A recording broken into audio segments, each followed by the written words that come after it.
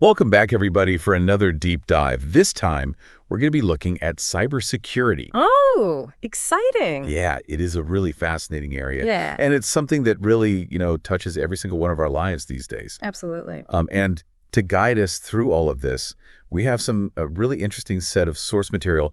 It's actually a children's story Okay. about a young boy named Alex who learns about cybersecurity, kind of the hard way. I like it. I mean, it's amazing how these, stories for kids can sometimes explain really complex things in a way that we can all understand, right? Absolutely. So we'll be using Alex's journey as like a framework, Okay. but we're going to be pulling out like insights and takeaways that are relevant Right. for absolutely everyone, no matter how much you know about technology or cybersecurity or anything. Yeah.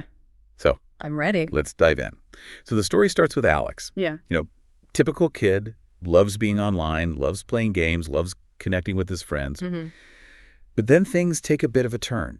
Yeah, his computer gets hit by hackers. Oh, no. All his files get locked up, and this message pops up, demanding ransom. Oh, wow. So this is like a digital kidnapping. It is. It is. And this is like ransomware, right? Yes. This is like a classic example. And it's becoming more and more common, too. Yeah, and it's not just individuals, it's businesses and organizations, too. Yeah, absolutely. Anyone can be a target. Right. Which I think is a good reminder that, cybersecurity isn't just about protecting like our devices, Right. our computers and our phones. It's about protecting our entire digital lives. Yes. Everything we do online. And, speaking of protecting, how does our source material actually define cybersecurity? So it's defined pretty simply, and I think it's a definition that everyone can understand, right? It's protecting computers, networks, and information from harm. Okay, so that makes sense. Yeah. But that word harm can mean a lot of different things. Right. It's not just theft, like, somebody stealing your credit card information or your identity. It can also mean destruction, like having your files wiped out or corrupted. Oh, yeah. Disruption, like being locked out of your accounts or having websites you rely on just be unavailable. Mm-hmm. And then there's the really scary stuff, like manipulation of data, which we're seeing a lot more of these days. Right. It could lead to misinformation being spread, maybe even influence people's decisions without them even realizing it. Wow. That's a lot to think about. It is a lot. And it makes you realize that basically everything we do online, from our banking and our shopping to connecting with friends and family, all of that's potentially at risk if we're not careful. Right. So, in the story, Alex's dad really tries to break it down for him, kind of explain the different ways that these bad guys, these hackers, can try and cause harm. And he starts with something that I think a lot of us have encountered at some point, phishing. Yeah. Have you ever gotten one of those emails? Oh, all the time. Yeah. All the time. That, pretends to be from your bank or a company you trust. Yeah, and they want you to, click a link to update your information or something. Exactly. And they're really trying to trick you into giving away your passwords, your credit card details. It's so annoying. Yeah. But you got to be careful because they can look really convincing these days. Mm-hmm. They might even use, personal info they found on your social media to make their emails seem even more legitimate. So you always got to double check that sender's address. Right. Hover over links before you click them. Never give out personal information unless you are 100% certain it's the real deal. If anything feels off, just don't click on it. Yeah, trust your gut. Yep. It's better to be safe than sorry. Absolutely. So moving on, we've got another big one, malware. Ugh, yes. Which in the story, it's described as kind of like a digital virus, right? Like something that infects your computer and it can cause all sorts of trouble. And there are so many different types of malware out there. We've got spyware, which basically spies on you, tracks what you do online. Oh, correct. Keyloggers, they record everything you type, including your passwords and stuff. Yikes. And of course, ransomware, which is what poor Alex got hit with, right?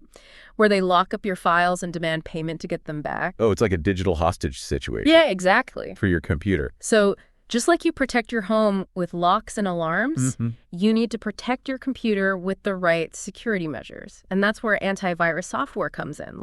It's your digital bodyguard, constantly on the lookout for these nasty little programs, right, and trying to get rid of them before they can cause any damage. So you got to have it, and you got to keep it updated. Oh, yeah, definitely. Those updates are crucial. Okay. Because, the hackers. Mm. They're constantly coming up with new ways to attack. So you got to stay one step ahead. Exactly. So you need your antivirus to have all the latest tools and info to fight back. So antivirus is kind of like our first line of defense. Yep. But the story also talks about how important strong passwords are. Oh, yeah. And it compares them to keys that protect our valuable information, which I really like that analogy. I like it too, because a strong password is like a really sturdy lock, Makes it way harder for someone to break in and steal your stuff. Right. But let's face it, trying to remember a bunch of different complicated passwords Oh, that's impossible. for all of our different accounts, that's a nightmare. It is. So there's a solution for that. Password managers. Oh, yeah, those are lifesavers. They're like a digital vault for all your passwords, They can generate super strong passwords for you, and all you have to remember is one master password to unlock the whole thing. Right. So much easier. Yeah, way less stressful than trying to keep track of everything myself. Totally. Plus, a lot of them can even automatically fill in forms online for you. Oh, wow. And they can alert you if any of your passwords have been compromised. So they keep getting better, it seems like. Oh, yeah, for sure. They're becoming essential tools these days. Okay, so we've got antivirus and strong passwords. Mm-hmm. And the story introduces another really important concept, firewalls. Yes, firewalls. Yeah. So important. They describe them as like security guards for our computers. Mm-hmm. That's a good way to think about it. Yeah. They're basically like a barrier between your computer and the outside world. They're like a filter for all the internet traffic that's coming in and going out. Okay. And they try to block anything that looks suspicious or dangerous. Oh, I like that. So kind of like a bouncer at a club, Checking IDs, making sure no troublemakers get in. Yeah, I like that. And just like bouncers, there are different types of firewalls. Oh, okay. Some are built into your computer's software. Some are separate devices that you connect to your network. Gotcha. But they all basically do the same thing. Try to keep the bad stuff out. So if antivirus is like having a guard inside your computer, Right. the firewall is like having one at the front door. Exactly. They work together to make sure your digital world is well protected. Awesome. Okay, so we've talked about protecting your computer, but what about protecting the information itself? Right. So for that, we've got encryption. The story describes it as a secret code that keeps your data safe from prying eyes. Yeah, it's like turning your information into something that's unreadable. Yeah. Unless you have the key. Exactly. So imagine you're sending a letter, but you put it in a special locked box that only the recipient has the key to open. Right. That's kind of what encryption does. And it's super important, especially when you're doing things like online banking or shopping. If you don't want anyone to steal your credit card number. Exactly. And anytime you see that little padlock icon in your web browser, that means your connection to that website is encrypted. So all that information you send, like your credit card details or personal messages, it's all jumbled up. Oh, that's good to know. Yeah. And only the intended recipient can unscramble it using their key. Okay, so I'm always looking for that little padlock then. Yep. That's a good habit to get into. Okay. So speaking of connections, Alex actually learns about another risk when he's out and about. He discovers the dangers of public Wi-Fi. Oh, yeah. Public Wi-Fi can be risky, right? It can be, yeah. Because you don't know who else is on that network. Right. You're basically connecting to a network with a bunch of strangers, and you don't know if any of them have bad intentions. Yeah, and these free hotspots, like at coffee shops and airports, Yeah. they're tempting, but they don't always have the strongest security, right? Yeah. A lot of them are what's called open networks, meaning anyone can join them. And that means hackers could potentially snoop on what you're doing. Oh. Yeah. It's kind of like sending a postcard with all your personal information written on it for anyone to read. Yeah, not good. Yeah. So how do we protect ourselves when we're using public Wi-Fi? Well, one of the best things you can do is use a VPN. That stands for Virtual Private Network. Okay. And it basically creates a secure tunnel between your device and the internet. Oh, okay. So even if someone's trying to snoop, they can't see what you're doing. So it's like sending that postcard in a sealed envelope. Exactly. VPNs add an extra layer of security and privacy, which is really important when you're on a public network. Gotcha. It's like those hackers are always trying to find new ways to get in. Yeah. So we got to stay vigilant and use all the tools at our disposal Absolutely. to protect ourselves. It's a digital jungle out there. It is. We got to be careful. Definitely. But like you said, we're all in this together, right? We all have to do our part to stay safe online and keep our information secure. And that's really what Alex's story is all about. It is. It's a good reminder for all of us. Yeah. Just to absolutely. be careful out there. And to be informed, right? The more you know about these risks, Mhm. the better equipped you'll be to protect yourself. Absolutely. Okay, well, we've got a lot more to unpack in this deep dive, so stay with us. I can't wait. Yeah, it's going to be fun. Yeah, let's do it. Okay. All right, so we've been talking a lot about the technical side of things. Yeah, all those tools and tactics. But Alex's story really brings up a crucial point. Oh, what's that? Cybersecurity, it isn't just about the technology. Right. It's about us. The human element. Exactly. It's Yeah. about the people. Yeah, because technology can only do so much, right? Mm. At the end of the day, it's our actions, our decisions Yeah. that make the biggest difference. And it's not just about protecting ourselves as individuals, right? Like Yeah.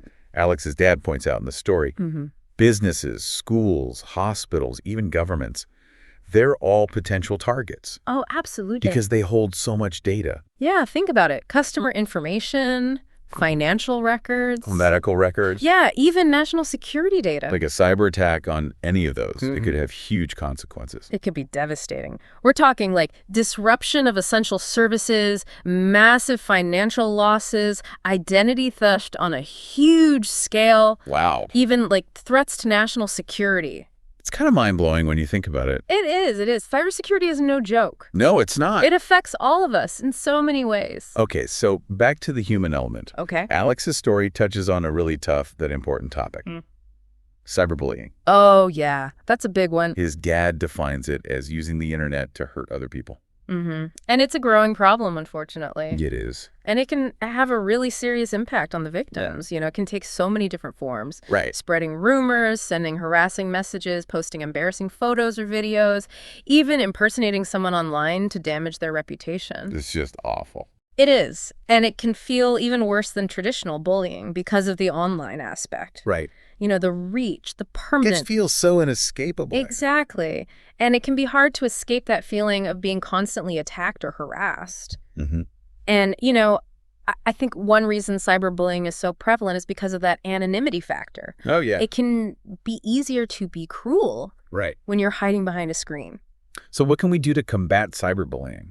Well, the story emphasizes empathy. Yeah. And responsible online behavior. Mm-hmm. It's about treating others with respect, even in the digital world. Even when you don't see them face to face. Exactly. We need to create a culture online Yeah. where kindness and safety are the norm and people feel empowered to speak up against harassment. And if you see it happening, If you witness cyberbullying, don't be a bystander. Report it Mhm. to the platform, to the authorities, Yeah. and offer support to the victim. right, like words have power, even online. And we need to use that power for good. Absolutely. Okay, so another human element we need to talk about. Mm-hmm. Scams. Oh, yeah, those are everywhere. They are. And the story gives us a good rule of thumb.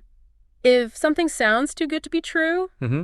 it probably is. Like winning the lottery you never entered. Yeah, exactly. Or, like, those emails promising unbelievable investment returns. Or the miracle cure for everything. Oh, yeah. Those are classic red flags for scams. They're designed to trick you Yeah. into giving away your money or your information. Exactly. I think we've all seen those emails that are like, you've inherited millions from a distant relative. Oh, yeah.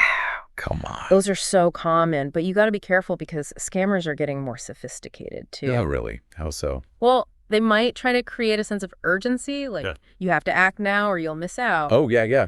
They might use emotional manipulation Mm-hmm. or even impersonate legitimate organizations to gain your trust. That's scary. It is. So it's not just about avoiding the obvious scams. Right. It's about thinking critically Mhm. about everything you see online. Like, be a little bit skeptical. Exactly. Do your research, check multiple sources, and don't give out personal or financial details unless you're absolutely sure it's safe. So we have to be like online detectives. That's a great way to put it. We have to be cautious and discerning. Okay, so we've got cyberbullying, we've got scams, Mm-hmm. and Alex's story brings up another key point. Mm. Cybersecurity is constantly evolving. It is. It's like a moving target. That's like an arms race. Exactly. Hmm. The good guys, the security experts, are always trying to stay ahead of the bad guys, the hackers. So we can't just learn the basics and then forget about it. Right. You have to stay informed. Stay up to date. Exactly. But how do we do that? There's so much information out there. Well, there are some great resources available. Security blogs, news websites, online courses. Even podcasts like this one can help you stay up to date on the latest threats and best practices. So it's like we have to make cybersecurity part of our ongoing learning, right? Exactly. Just like you stay informed about any other topic that interests you, you got to do the same for cybersecurity. Okay, that makes sense. And one thing I found really interesting in Alex's story was the mention of ethical hackers. Oh, yeah, those are the good guys, right? Exactly. They're cybersecurity professionals who use their skills to actually find weaknesses in systems. So they hack, but with permission. Exactly. They do it to help organizations improve their security. Oh, that's cool. Yeah, it's like having a friendly burglar come in and show you all the ways someone could break into your house. So you can fix them. Exactly. It sounds like a pretty cool job. It is. It's challenging, but it's also really rewarding. Yeah, and maybe someday Alex will become one. Maybe. He definitely has the passion for it. He does. And I think that's a great takeaway from the story. What is? Cybersecurity is everyone's responsibility. It's not just for the experts. We all have a role to play. We do. And it starts with taking those small steps to protect ourselves and the people around us. It's amazing how Alex's little cybersecurity adventure has taught us so much. It really has. From the simple things like passwords to the more complex stuff like ethical hacking. Yeah. Been a journey. It has. And you know what? It just shows that cybersecurity is all about continuous learning, isn't it?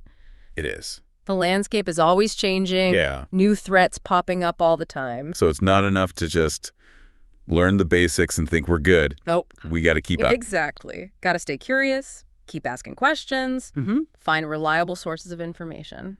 And I think this deep dive has been a perfect example of that. Oh, absolutely. We started with a simple children's story. Yeah. And we've been able to explore so many different aspects of cybersecurity. In a way that's easy to understand. Right.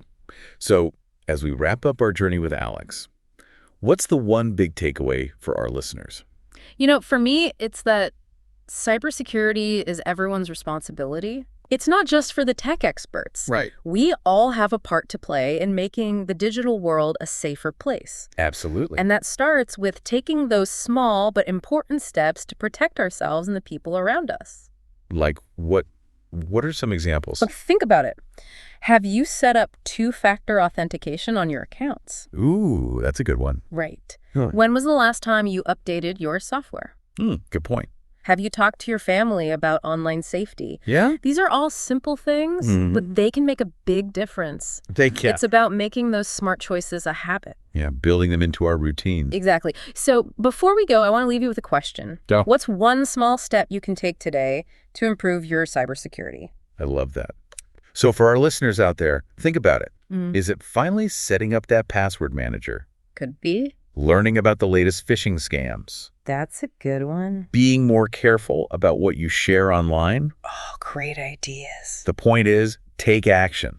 Do something. Even a small step can make a huge difference in your online safety. It can. And if you're feeling inspired by Alex's story, I encourage you to keep exploring the world of cybersecurity. Yeah, it's a fascinating field. It really is. And there's always something new to learn. Absolutely. Knowledge is power, right? It is. All right, well, that wraps up our deep dive into cybersecurity. Thanks for joining us. Yeah, thanks for listening, everybody. Stay curious, stay safe, and keep exploring.